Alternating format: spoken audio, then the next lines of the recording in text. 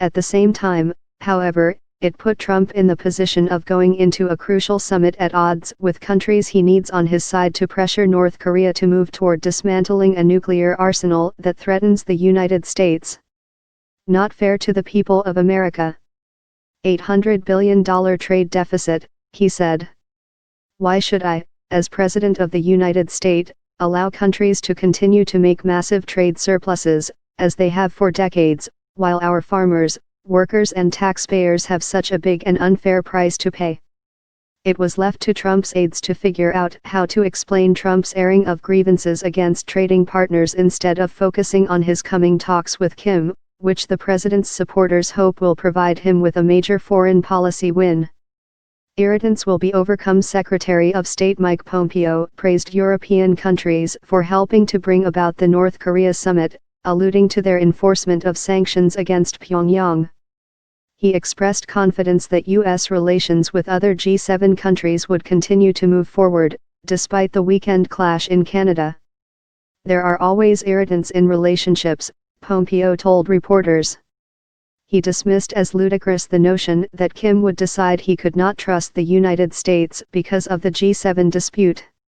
White House spokesman Raj Shah said Trump was rattling the cages right now on trade, insisting there was no reason to believe there would be any negative fallout for the North Korea summit. These are really unrelated baskets of issues.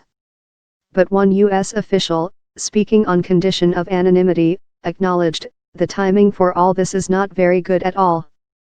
The prospect that Trump could be moving toward an even greater protectionist trade policy is likely to chill financial markets worried about tit-for-tat escalation that could lead to a full-blown global trade war.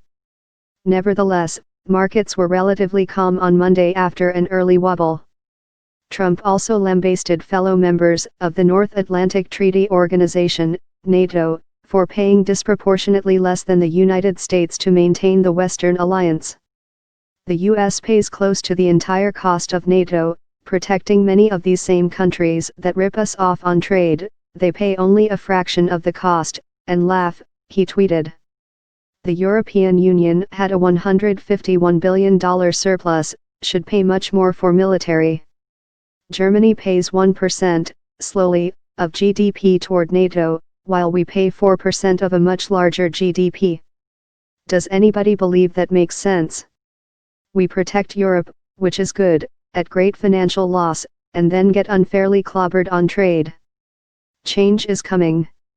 Trump also renewed attacks on Canadian Prime Minister Justin Trudeau, who had hosted the G7 meeting in Quebec. Justin acts hurt when called out, the U.S. president said in his latest tweet.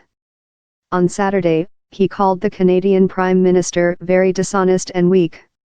Place in heaven. White House economic advisor Larry Kudlow accused Trudeau of betraying Trump with polarizing statements on trade policy that risked making the U.S. leader look weak ahead of the historic summit with Kim. Trudeau really kind of stabbed us in the back, Kudlow, the director of the National Economic Council who had accompanied Trump to Canada, said on CNN's State of the Union. Trade advisor Peter Navarro told Fox News Sunday that there is a special place in hell for any leader that engages in bad faith diplomacy with Trump.